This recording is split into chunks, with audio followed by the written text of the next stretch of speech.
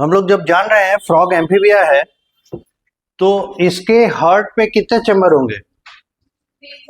3 chambers होंगे। कौन कौन से? 2 आर्टरिया या 2 वेंट्रिकल? 2 आर्टरिया होंगे और 1 वेंट्रिकल होगा। दूसरा, इसका सर्कुलेटरी सिस्टम किस तरह का होगा? क्लोज या ओपन? ओपन। क्लोज होगा।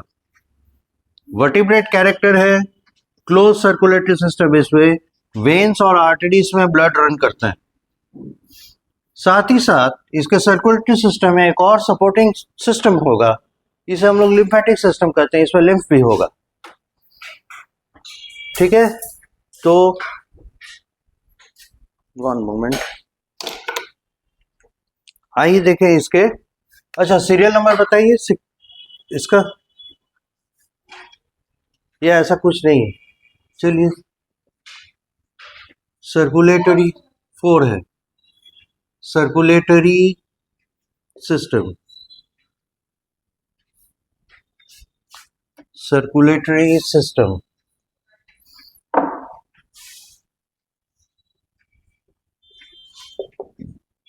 जो बातें हम लोग जानते हैं लगभग उन बातों को यहाँ प्लेस कर देंगे। हाँ,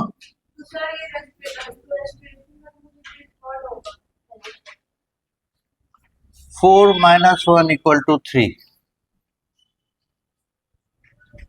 अब चलिए, इसका क्लोज टाइप सर्कुलेटरी सिस्टम है, यानी अब यहां स्पेसिफाई करेंगे their blood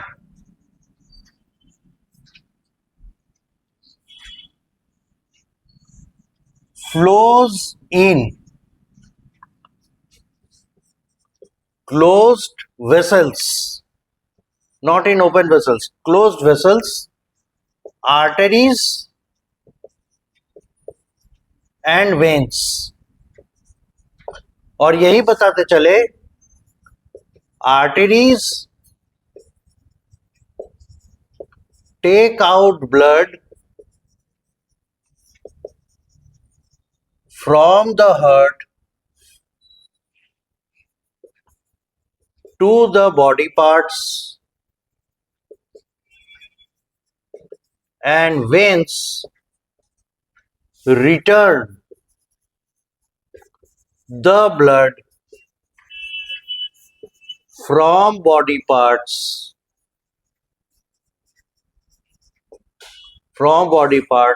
to the heart। ये जनरल प्रिंसिपल है, इस पे चलेगा। ठीक। Serial number 2, the blood consists of plasma plus blood cells। और हम लोग जानते हैं ब्लड सेल्स कौन कौन होंगे, प्लाज्मा कैसा होता है, this is already known. Serial number 3, the heart is 3-chambered,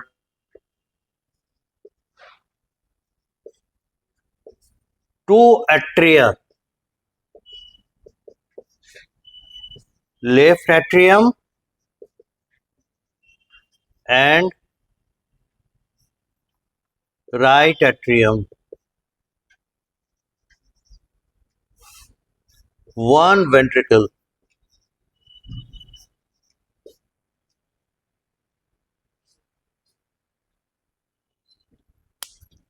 ये इसमें सीरियल नंबर 3 में information number 1। Information number 2, the both atria open into the common ventricle, and so there is a mixing of oxygenated and deoxygenated blood. However, the frog circulatory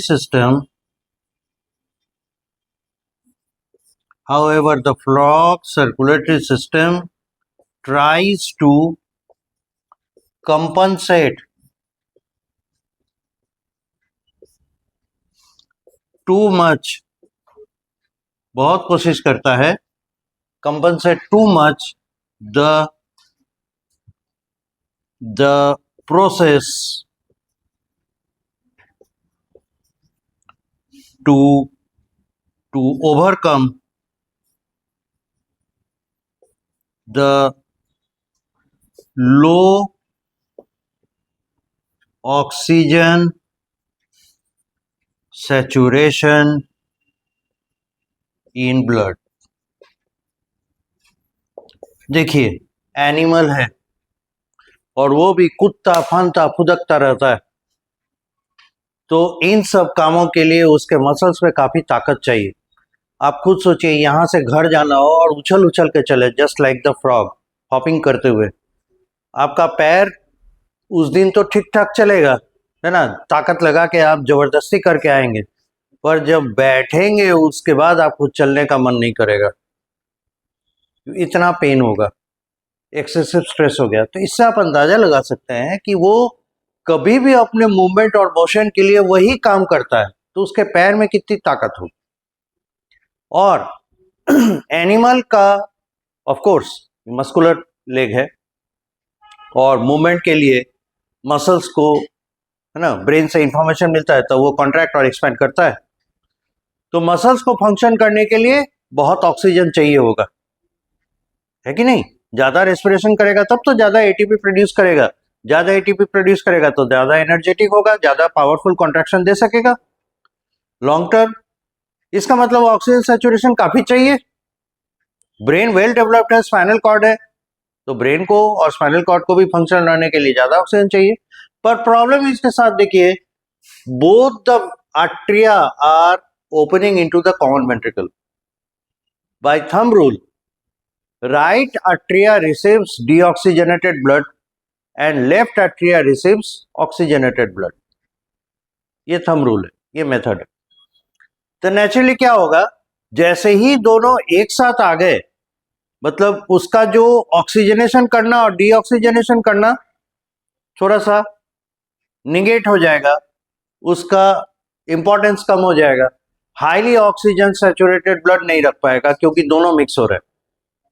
एक तरफ से deoxygenated blood आ रहा है, एक तरफ से यदि ऑक्सीजनेटेड ब्लड आ रहा है और दोनों मिक्स हो रहे हैं.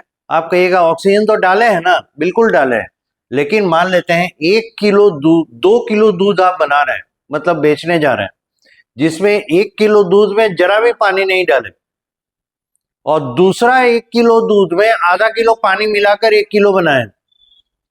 टोटल वॉल्यूम ऑफ दूध कितना हुआ, 2 किलो, और जिसमें कि आधा किलो पानी है. अब पानी को रिप्लेस कर दीजिए कार्बन डाइऑक्साइड से और प्योर दूध को ऑक्सीजन से. तो एक तरफ से जितना ऑक्सीजन आना था ब्लड के सहारे उतना आया, दूसरे से भी उतना ही ब्लड आया जितना पहले वाले से आया, यानी राइट एट्रिया से जितना ब्लड आया लेफ्ट वाले से भी उतना आया. लेफ्ट एट्रिया पूरा ऑक्सीजन भर के दिया, राइट वाला उसमें कार्बन डाइऑक्साइड मिला कर दिया.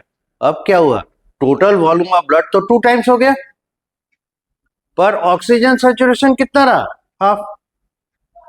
तो ये डिसएडवांटेज वो झेलता है और इसीलिए क्या होगा, उसको ऑक्सीजन सैचुरेशन ब्लड में कम हो जाएगा. लेकिन इसके पास एक कंपेंसेटरी मैकेनिज्म है जिससे वो कोशिश करता है कि इस मतलब इस डिसएडवांटेज को कैसे कम करे, यानी ऑक्सीजन सैचुरेशन के लेवल को थोड़ा बढ़ाए कैसे.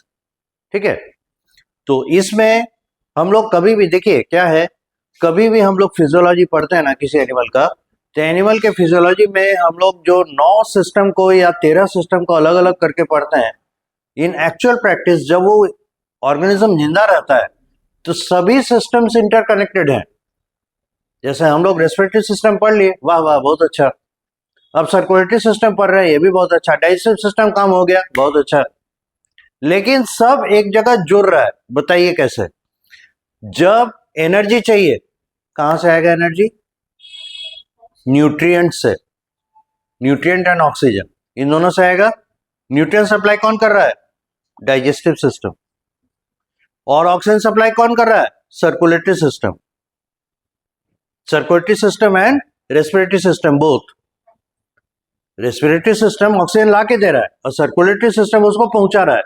तो ये तीन सिस्टम एनर्जी देने के लिए, एनर्जी जनरेट करने के लिए मैकेनिज्म में पार्टिसिपेट कर रहे हैं, तीनों एक दूसरे से जुड़े। अब मस्कुलर मूवमेंट एंड लोकोमोशन अलग सिस्टम है, उसके लिए इन तीनों सिस्टम का जरूरत था। और अगर किसी के मस्कुलर मूवमेंट में ऐसे इन जनरल हम अगर बता रहे हैं, आप किसी एनिमल में अगर उसके मूवमेंट में प्रॉब्लम देख रहे हैं और ये आप जानते हैं कि सेलुलर लेवल पे कोई डिफॉर्मिटी नहीं है, तो आपको कहाँ कहाँ डाउट होगा? एक, इसका डाइजेशन ठीक है कि नहीं, तभी ना न्यूट्रिशन कम आ रहा है तो एनर्जी कम ले रहा होगा। दूसरा, इसका ब्रीदिंग ठीक है कि नहीं, ब्रीदिंग अगर ठीक होगा तो एनर्जी मिलेगा। तीसरा, सर्कुलेटरी सिस्टम ठीक है कि नहीं, क्योंकि ब्रीदिंग ठीक होने के बावजूद ऑक्सीजन लेके ठीक से अगर नहीं पहुंचा तो एनर्जी जनरेशन गड़बड़ होगा। तो इंटीग्रेशन इज देयर, ठीक है। और इस पॉइंट ऑफ व्यू से आप इस सिस्टम को पढ़ेंगे, जो कि ह्यूमन पढ़ते समय भी हम लोग को जरूरत होगी। अब इसको नोट करें, फिर कंपेंसेटरी मैकेनिज्म के बारे में बात करते हैं। चलिए, अब हम लोग को इसमें देखना है क्या कंपेंसेटरी मैकेनिज्म लगाता है कि इतने ऑक्सीजन की कमी, मतलब सैचुरेशन ऑफ ऑक्सीजन डिप करने के बावजूद इसको बहुत ज्यादा तकलीफ नहीं होती हाई एनर्जी वर्क यानी इंटेंस वर्क करने में। तो इसका पाथ ऑफ ब्लड फ्लो अगर आप देखेंगे तो ये इंटीग्रेशन समझ में आएगा। तो देखिए, इसका जो वेंट्रिकल होता है, इस वेंट्रिकल को अगर यहां रखें, दिस इज इज वेंट्रिकल। हम लोग हार्ट और सर्कुलेटरी सिस्टम को मर्ज करके देख रहे हैं। इस वेंट्रिकल में से ब्लड निकलता है और वेंट्रिकल ब्लड को पंप करेगा, ठीक है। तो पंप करके ब्लड को भेजता है हेड में, पंप करके ब्लड को भेजता है ट्रंक में। Trunk, rest of the part बताए ही हैं, दो पार्ट में बॉडी बटा हुआ है, हेड दिखता है और ट्रंक दिखता है। ट्रंक में ही दो हिस्से हैं, थोरैक्स एंड एब्डोमेन, वहां तक जाता है। तो हेड से ब्लड निकल के आता है राइट एट्रियम में, जाना ही है। बॉडी को ब्लड दिया, बॉडी से ब्लड वापस आएगा, है ना। तो किस में ब्लड वापस आ रहा है? राइट एट्रियम में। ट्रंक से ब्लड वापस आ रहा है राइट एट्रियम में। और एक और पार्ट में ब्लड जाता है, पर ये दो पार्ट में डिवाइड हो जाता है। एक जाता है स्किन में और एक जाता है लंग्स में, ठीक है। तो यहां पे ये स्कोर करता है। अब देखिए, लंग्स में जो ब्लड गया वो लौट कर आता है लेफ्ट एट्रियम में। लेफ्ट एट्रियम में तो ये ब्लड कैसा हो जाएगा? ऑक्सीजनेटेड। तो एक half of blood is oxygenated now, और दूसरा half of blood right atrium से जो ब्लड आएगा वो डीऑक्सीजनेटेड है और वो वेंट्रिकल में जा रहा है, और लेफ्ट एट्रियम से जो ब्लड आया वो भी वेंट्रिकल में जा रहा है। तो देख लीजिए, ये दोनों क्या हो रहा है? ऑक्सीजनेटेड डीऑक्सीजनेटेड मिक्सअप हो रहा है। अब यहाँ पे कंपनसेटरी मैकेनिज्म है, वो क्या? स्किन से जो ब्लड आया ना, स्किन को जो ब्लड गया, स्किन का ब्लड क्या हो जाएगा? ऑक्सीजनेटेड। और किसी भी एनिमल का, खासकर वर्टिब्रेट्स में, उसका सबसे बड़ा ऑर्गन होता है, सबसे ज्यादा सरफेस एरिया वाला ऑर्गन होता है स्किन। तो ये काफी ज्यादा ऑक्सीजन ले आता है, स्किन तक आया डीऑक्सीजनेटेड ब्लड, और स्किन से राइट एट्रियम में गया ऑक्सीजनेटेड ब्लड।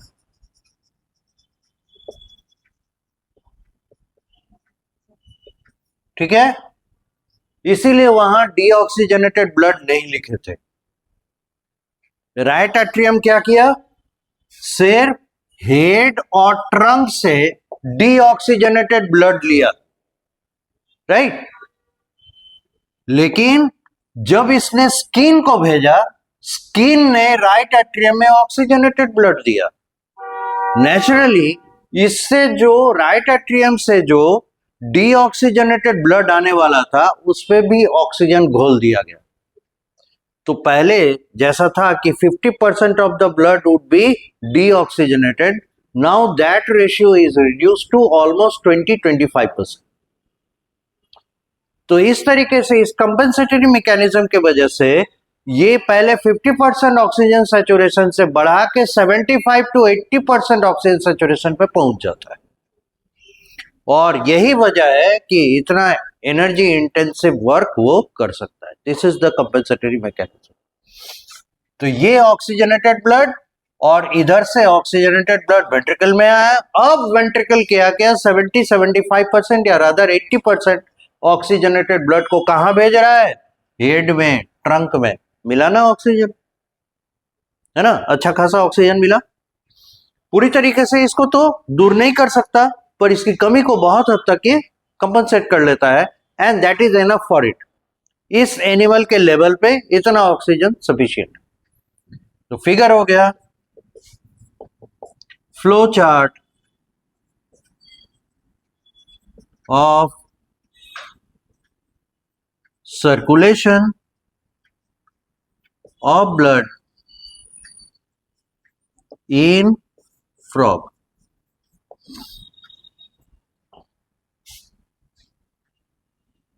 इन फ्रॉग,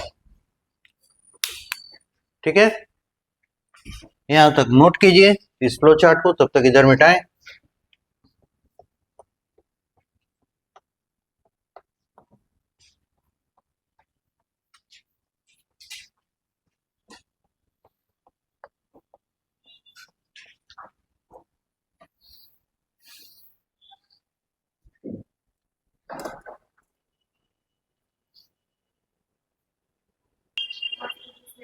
अब देखिए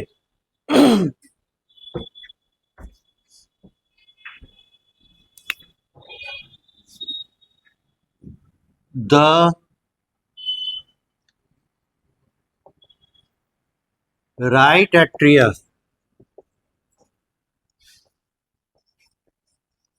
receives blood from vena cava through a large conical structure, और इसको कहते हैं साइनस वेनोसस, यानी बॉडी पार्ट्स। इससे ब्लड आया किसमें, वेना कावा। वेना कावा से ब्लड किसमें आया, साइनस वेनोसस। और साइनस वेनोसस से ब्लड किसमें आएगा, राइट एट्रियम में, ठीक है। यानी ये जो आप देख रहे हैं ना, राइट एट्रियम में हेड, ट्रंक और स्किन से ब्लड आ रहा है। ये तीनों आके कहां पर ड्रेन करेंगे, वेना कावा में। Got the idea. Vena cava इस ब्लड को पंप करके भेजेगा कहां, सॉरी, वेना कावा से ब्लड ड्रेन होकर आएगा साइनस वेनोसस में। साइनस वेनोसस इसको पंप करके भेजेगा राइट एट्रियम पे। नहीं समझे, फिर से देखिए। बॉडी पार्ट से ब्लड किस में आना है? Vena cava. क्योंकि वेना कावा वो वेन है, बॉडी का बहुत बड़ा वेन है, लार्जेस्ट वेन है, जो कि बॉडी के ब्लड को हार्ट में पहुंचाने का जिम्मेदारी होता है इसका, वेना कावा, राइट। अब vena cava directly right atrium में खुलना चाहिए, पर ऐसा नहीं होता। उसके पास एक स्ट्रक्चर है जो रिदमिकली कॉन्ट्रैक्ट एंड एक्सपैंड करता है, और ये है साइनस वेनोसस। साइनस वेनोसस इस ब्लड को पंप करता है राइट एट्रियम, थोड़े फोर्स के साथ उस पर जाता है। तो अब इसको अगर यहां एम्प्लॉय करें तो बॉडी पार्ट्स में कौन कौन आ जाएंगे भैया? बॉडी पार्ट्स में आएंगे हेड, ट्रंक एंड स्किन। क्योंकि यहां पे आने के ब्लड तो दो पार्ट में बटा, एक गया किस में? स्किन में। दूसरा गया किस में? लंग्स में, राइट। तो हेड, ट्रंक और स्किन में से ब्लड कहां आएगा? Vena cava. अब क्लियर है? वेना कावा से ब्लड कहां आएगा? साइनस वेनोसस में, और तब जाके आएगा राइट एट्रियम में। मतलब इनके बाद सीधे जो राइट एट्रियम लिखा गया है, यहां पर दो स्टेप होगा, यहां पे दो स्टेप होगा। एक होगा वेना कावा, और वेना कावा से होगा कौन? साइनस वेनोसस, और साइनस वेनोसस से फिर आएगा right atrium. Got the idea? ये हम बताना चाह रहे हैं, इसको नोट करने का जरूरत नहीं है अब, ये अलग चीज था।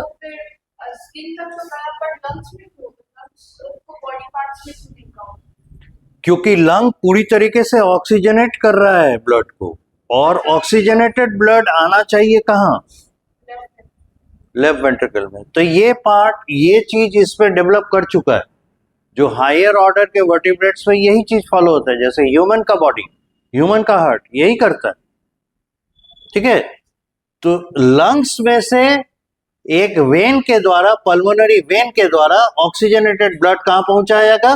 लेफ्ट एट्रियम, ठीक। अब लेफ्ट एट्रियम और राइट एट्रियम से दोनों से कंबाइंड ब्लड किस में आया? वेंट्रिकल, ठीक है। अब वेंट्रिकल ब्लड को बाहर पंप आउट करता है एक एक आर्टरी से, है ना। आर्टरी, आर्टरी वो हुआ जो ब्लड को बॉडी, मतलब ब्लड हार्ट से बाहर लेकर आता है, और वेन वो हुआ जो बॉडी से ब्लड को हार्ट में ड्रेन करता है। इसीलिए वेना, वेनोस ऐसे टर्म लगे हुए हैं। ये शो कर रहा है कि ये बॉडी पार्ट से ब्लड को हार्ट में ला रहा है, राइट।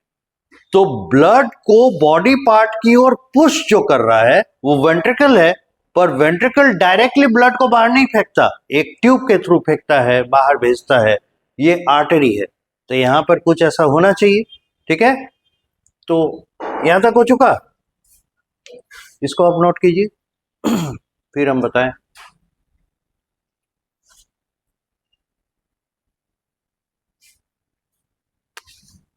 कभी भी फिगर लिखें तो उसका नेमिंग जरूर करें।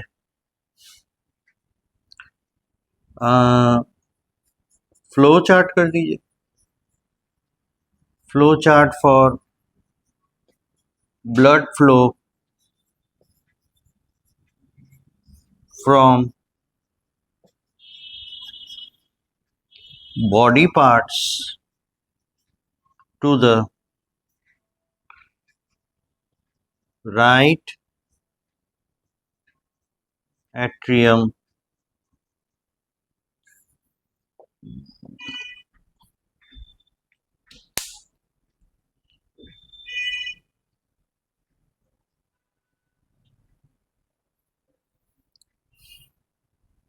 सर्कुलेटरी सिस्टम इंटरेस्टिंग है। जितना इंटरेस्टिंग इसका सर्कुलेटरी सिस्टम है, उतना ही इंटरेस्टिंग इसका एक्सीटरी सिस्टम भी है।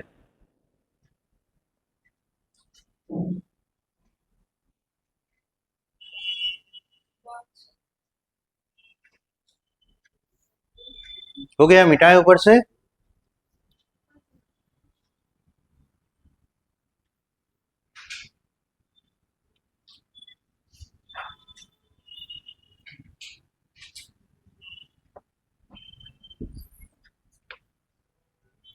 अब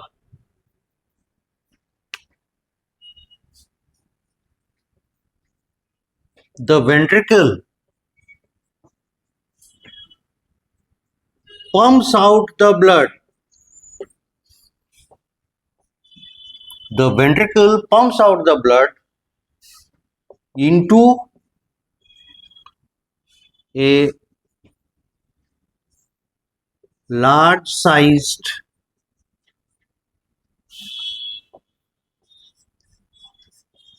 artery, जिसको हम लोग कहते हैं कोनस आर्टेरियोसस और TRUN के trunks, TRUN US trunks arteriosus. इसी को कोनस आर्टेरियोसस भी कहते हैं और इसी को ट्रंकस आर्टेरियोसस भी कहते हैं। बुक फेवर करता है कोनस आर्टेरियोसस का ना, और फिर कोनस आर्टेरियोसस या ट्रंकस आर्टेरियोसस फिर क्या करता है, ब्लड को पूरे बॉडी में डिस्ट्रीब्यूट करता है, उसी से पूरे बॉडी में फैलता है। ठीक है, जैसे घर से बाहर निकलने के लिए एक दरवाजा है, दरवाजा से निकलने के बाद बाहर चारों तरफ 4 रास्ते हैं, जिधर से जिधर जाना होगा उधर निकलेगा। तो घर हो गया यहाँ पे वेंट्रिकल, और बाहर जो निकल रहा है वह ब्लड। घर से बाहर निकलने का दरवाजा, वेंट्रिकल से बाहर निकलने का दरवाजा हो गया ट्रंकस या कोनस आर्टेरियोसस। अब यहाँ से निकलने के बाद बहुत सारे रास्ते हैं, किसी को हेड में जाना है, किसी को ट्रंक में जाना है। फिर ट्रंक में 2 रास्ते हैं, किधर किधर जाएगा, एक शोल्डर के तरफ जाएगा है ना, 4 लिम्स के तरफ, फिर थोरैक्स रीजन में जाएगा, चेस्ट कैविटी में। उसके बाद फिर उसे किधर जाना होगा, एब्डोमेन में। फिर एब्डोमेन में एक पार्ट निकल जाएगा, फिर नीचे की ओर जाएगा हाइंड लिम्ब की तरफ। इस तरीके से जैसे जैसे ब्लड आगे बढ़ेगा वैसे वैसे उसके आगे जाने के रास्ते बढ़ते चले जाएंगे, और फिर वो कलेक्ट होकर कहाँ आएगा, यहाँ आपको पता है साइनस वेनोसस है ना, उसके पहले वेना कावा, वेना कावा से साइनस वेनोसस, साइनस वेनोसस से फिर राइट एट्रियम। सर्कल पूरा हो गया। ब्लड किसमें से निकला, वेंट्रिकल से, बॉडी में डिस्ट्रीब्यूट किया, उसके बाद फिर लेफ्ट और राइट एट्रिया से आया, फिर वहां से वेंट्रिकल में आया, and the cycle goes on. इस तरीके से इसका सर्कुलेटरी सिस्टम काम करता है। ठीक है, तो जैसे इसका आई मीन फ्लो चार्ट दिखाएं, इसका भी बनता है। तो क्या हो जाएगा, लेफ्ट एंड राइट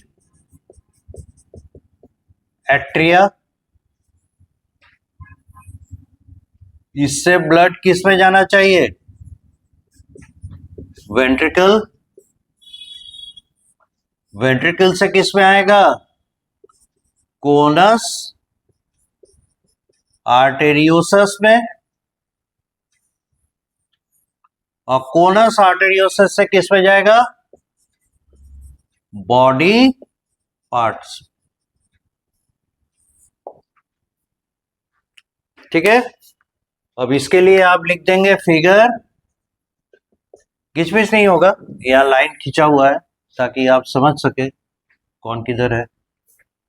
फिगर में लिख देंगे flow chart of blood flow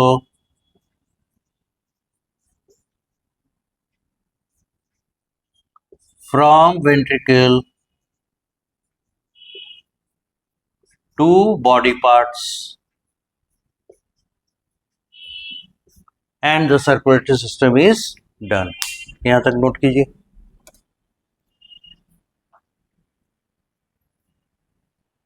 चलिए, that's all. So this is how the circulatory system is there. तो ये अब दिखाने की कोशिश कर रहे थे। देखिए, एट ए सेम टाइम पहले तो दिखा है कंपोजिट सर्कुलेशन है ना, और उसका ब्रेक अवे करके दिखा रहा है कि कैसे ब्लड बॉडी में दौड़ता है फ्रॉग का। ओके, तो इसका क्रक्स ऑफ द स्टोरी ये है कि हम लोग को अप्रिशिएट करना चाहिए कि ऑल्दो इसके पास इतना लिमिटेशन है, ऑक्सीजनेटेड ब्लड सप्लाई करने का, पर फिर भी अपने आप को इतना एक्टिव रखता है because of this compensatory mechanism. और यही कारण है, आपको बताए हैं कि इसमें दोनों ये respiration, cutaneous respiration and pulmonary respiration side by side चलता है जब वो सॉइल पे होता है। लेकिन जब एक्वेटिक हो जाता है उसको उछल कूद तो मचाना है नहीं, चुपचाप पड़े रहना है। तो स्किन के थ्रू जो उसको ब्लड मिल रहा है दैट इज सफिशिएंट, उसी ऑक्सीजन से उसका काम चल जाएगा। और ऐसे भी जब विंटरिंग होता है यानी विंटर स्लीप होता है और समर स्लीप इसका होता है, तो उस दौरान ये बाहर निकल के खाना खाने तो आ नहीं पाएगा, राइट। और इसके बॉडी में जितना खाना है, इसका मतलब इसने जितना स्टोर किया है फूड मटेरियल बॉडी में, उसी से उसको वो पीरियड निकालना है कि नहीं। जैसे पोलर बियर क्या करते हैं, जो अच्छा पीरियड है, जिस समय है ना उसको भोजन मिल रहा है उस समय पूरा खा लेता है, और 6 महीने का ठंड होता है, तो उस 6 महीने वो बिना खाए पिए चुपचाप एक जगह डेड बॉडी की तरह पड़ा हुआ रहता है, पर जिंदा तो है। तो जिंदा अगर है उसमें किसी न किसी तरीके से रेस्पिरेशन तो हो रहा होगा, और रेस्पिरेशन होगा तो फूड मटेरियल को ही ब्रेक करके एनर्जी जनरेट किया जाता है। अब सोचिए, अगर वो तेजी से अपने स्टोर्ड फूड मटेरियल को खर्च कर देगा तो एक समय के बाद उसका तो एनर्जी लॉस हो जाएगा और उसके वजह से वो मर जाएगा, है ना। इसलिए अपना फूड मटेरियल बहुत ही लो रेट में खर्च करता है। और ऐसा कब होगा, जब रेट ऑफ रेस्पिरेशन बहुत स्लो हो। तो क्यूटेनियस रेस्पिरेशन ये बहुत स्लो रेट से करता है ताकि धीमी गति से इसका रिजर्व फूड मटेरियल खर्च हो, और जब सुटेबल टेम्परेचर आता है, रेनी सीजन आता है, जिंदा रहता है, बाहर निकल आता है, right. So this is how it works. सोया क्यों नहीं, आंख दिया ही है बंद करने के लिए, आईलिड है नहीं, उस समय नहीं सोता है, मतलब छिपा हुआ नहीं रहता, आईलिड है। हाँ, इसके पास दोनों होते हैं, निक्टिटेनियम मेम्ब्रेन एंड आईलिड बोथ। अब देखिए, एक्सक्रीटरी सिस्टम, सीरियल नंबर 1, अच्छा ये होगा शायद नंबर 4, है ना। हाँ, excretory system, paired kidney,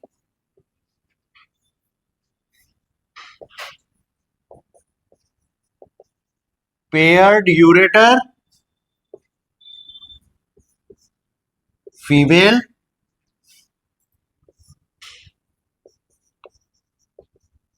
paired urinogenital tract, male, urinary bladder, bilobed, 2 ऐसे ब्रांचिंग होता है, और क्लोआका। इतने पार्ट्स इनके एक्सक्रीटरी सिस्टम के ऑर्गन्स होते हैं, ठीक है। तो इसमें पेयर्ड किडनी होगा, पेयर्ड यूरेटर या यूरिनोजेनाइटल ट्रैक्ट होगा, यूरिनरी ब्लैडर होगा सिंगल 1 in नंबर, और cloaca common pouch like structure, common pouch like structure. इतने ही ऑर्गन्स इसमें होंगे एक्सक्रीशन के लिए, ठीक है। अब एक जगह देखिए, हम लोग यूरेटर लिए हैं, दूसरी तरफ मेल के लिए यूरिनोजेनाइटल ट्रैक्ट क्यों रखे हैं, उसके पीछे रीजन है, मेल का जो यूरेटर है वही उसके मेल गैमेट्स यानी स्पर्म्स को भी कैरी करने में मदद करते हैं। उसके लिए अलग से सेपरेट ट्यूब इस काम के लिए नहीं है, और इसीलिए मेल का एक्सक्रीटरी सिस्टम ए बिट कॉम्प्लिकेटेड हो जाता है, ठीक है। और यही पैटर्न ह्यूमन में भी, यानी प्राइमेट्स में भी, मैमल्स में भी कैरी ऑन होता है। फीमेल में है ना, रिप्रोडक्टिव ट्रैक्ट उसका ओपनिंग अलग होता है, यूरिनरी ट्रैक्ट यानी यूरेथ्रा का ओपनिंग अलग होता है। लेकिन मेल में रिप्रोडक्टिव ट्रैक्ट, यूरेथ्रा दोनों मर्ज करके एक ही सिंगल ओपनिंग से बाहर आते हैं। इसलिए मेल में यूरिनोजेनाइटल सिस्टम होता है, जबकि फीमेल में यूरिनरी सिस्टम और रिप्रोडक्टिव सिस्टम सेपरेट एंटिटीज हैं। ओके, सो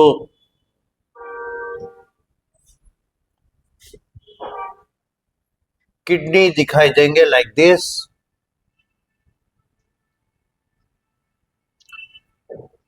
इस किडनी से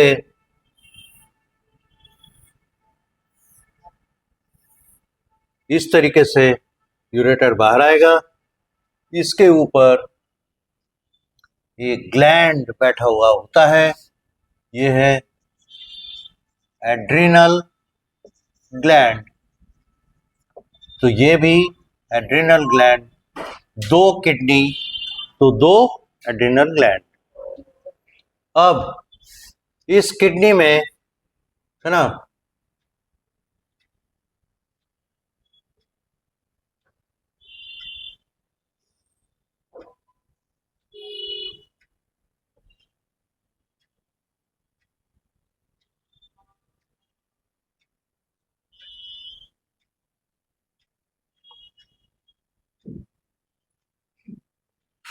इस तरह से लॉन्गिट्यूडिनल और ट्रांसवर्स ट्यूब्यूल्स रहते हैं।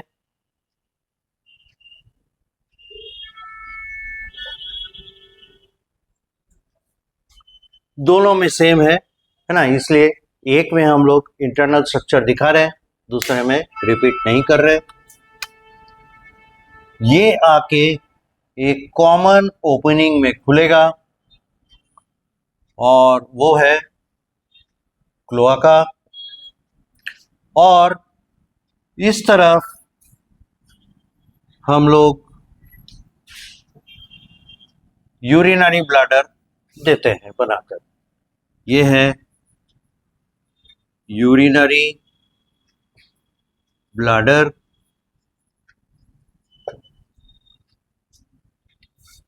ये है क्लोआका, ये है क्लोआका या क्लोआकल, क्लोआका ही कहिए, क्लोआका एपर्चर, बाहर की ओर निकलने वाला छिद्र। ये है यूरेटर और यूरिनो जेनाइटल ट्रैक्ट।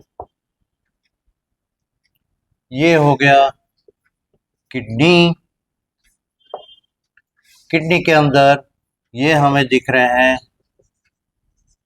बीडर्स कैनाल, ये हमें दिख रहे हैं ट्रांसवर्स कैनाल, ये हमें दिख रहा है longitudinal canal. Figure urinary system या एक्सक्रीटरी सिस्टम ऑफ फ्रॉग। यहाँ तक पहले ड्रॉ कीजिए, फिर इसके बारे में हम लोग आगे डिस्कस करते हैं।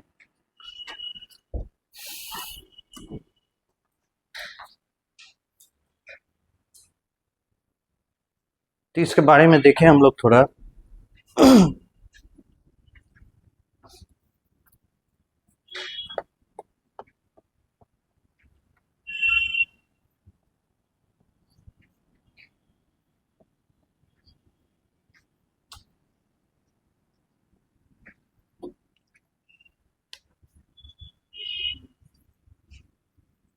Kidney in each there are a number of functional units जिन्हें हम लोग यूरिनीफेरस ट्यूब्यूल कहते हैं या इन्हीं को नेफ्रॉन कह सकते हैं। बहुत सारे इसमें यूरिनीफेरस ट्यूब्यूल या नेफ्रॉन होते हैं।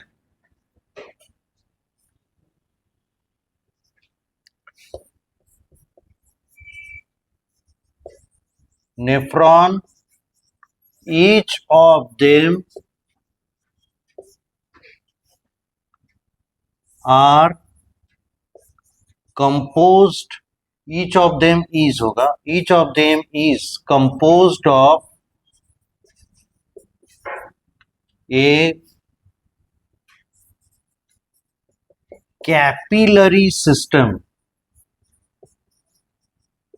and a tubular network।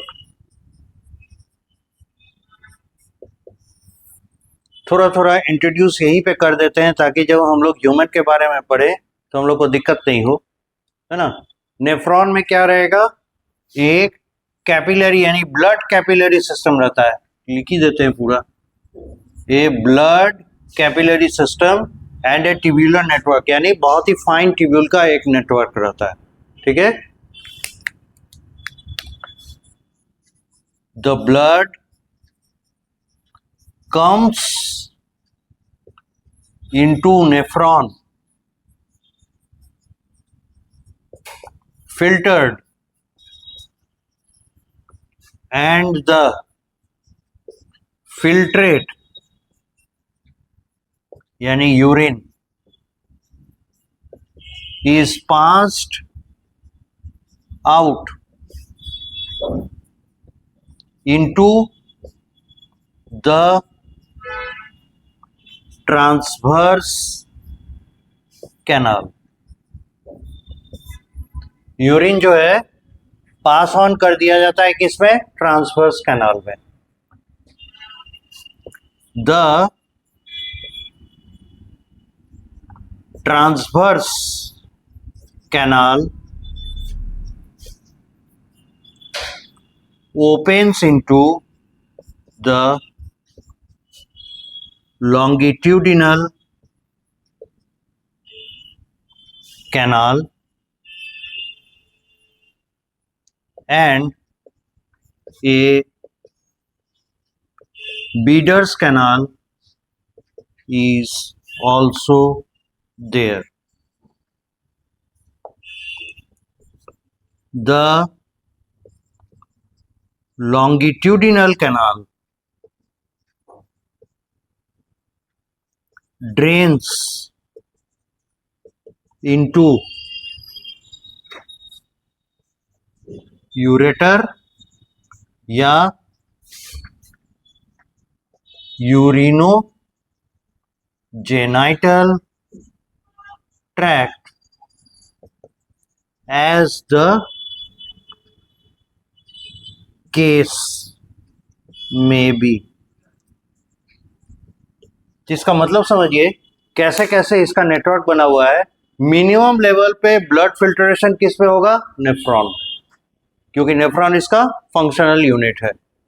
प्रत्येक नेफ्रॉन में एक ब्लड कैपिलरी सिस्टम होता है जिससे ब्लड लाया जाएगा और एक ट्यूब्यूलर सिस्टम होता है जिसमें से फिल्टर करके फिल्ट्रेट के रूप में, लिक्विड के रूप में, है ना, यूरिन पास ऑन किया जाएगा। ये यूरिन अब किस में आ गया, नेफ्रॉन से बाहर। नेफ्रॉन से बाहर कैसे आएगा, उस ट्यूब्यूलर सिस्टम से। ट्यूब्यूलर सिस्टम उस यूरिन को किस में ड्रेन करेगा, टू द ट्रांसवर्स कैनाल। उधर से बीडर कैनाल भी है, इन दोनों से होते हुए अल्टीमेटली यूरिन किस में खुलेगा, लॉन्गिट्यूडिनल कैनाल। हर जगह बीडर्स कैनाल से ट्रांसवर्स कैनाल, बीडर से ट्रांसवर्स, बीडर से ट्रांसफर करते करते किस में आएगा, लॉन्गिट्यूडिनल कैनाल। ये लॉन्गिट्यूडिनल कैनाल किडनी से बाहर हो जाता है। बाहर होके किस में खुलेगा? तो भाई देखिए यूरेटर या यूरिनोजेनिटल ट्रैक्ट में। अगर यूरेटर में खुलता है तो फीमेल का है, अगर ये यूरिनोजेनिटल ट्रैक्ट में खुलता है तो मेल का है। This is the difference. पर इन एनी केस ये आके किस में खुलेगा? क्लोआका में। तो फिर यूरिनरी ब्लैडर का क्या काम? यूरिनरी ब्लैडर क्या करता है कि अगर इसमें फ्लूइड यानी यूरिन का लिक्विड यूरिन पास कर रहा है ना, तो ये ज्यादा होगा, तो ये यूरिनरी ब्लैडर में स्टोर होता है आके। और यूरिनरी ब्लैडर क्या करता है? इसमें से वाटर को एब्जॉर्ब करता है, वाटर खींचता है और वाटर को बॉडी में ब्लड में वापस भेजता है, और बचा खुचा जो यूरिन है फिर ये पंप करके यहाँ भेजता है, और ये रिदमिक कॉन्ट्रैक्ट करता है। जब ये पूरी तरह से फुल हो जाएगा तब ये अपने कॉन्ट्रैक्ट करके क्लोआका बाहर भेज देगा। ठीक है, इस तरीके से इसका यूरिनरी सिस्टम काम करता है। यहां तक तो समझ में आ ही गया, लिखा ही हुआ है कैसे कैसे जा रहा है। कहां तक आ गए? यहां तक आ गए। अब ये किस में खुलेगा? क्लोआका में। पर वॉल्यूम ऑफ यूरिन अगर क्लोआका में अधिक रहा तो ये चलाएगा किसमें? यूरिनरी ब्लैडर में, और यहाँ वाटर एब्जॉर्प्शन होगा। वाटर एब्जॉर्ब करके वॉल्यूम ऑफ यूरिन कम कर दिया जाएगा, और बचा खुचा यूरिन ये पंप करके इसमें भेजेगा, और जब ये फुल हो जाएगा, भर जाएगा, ये पंप करके बाहर भेज देगा। This is how it works. ठीक है, यहां तक नोट कीजिए।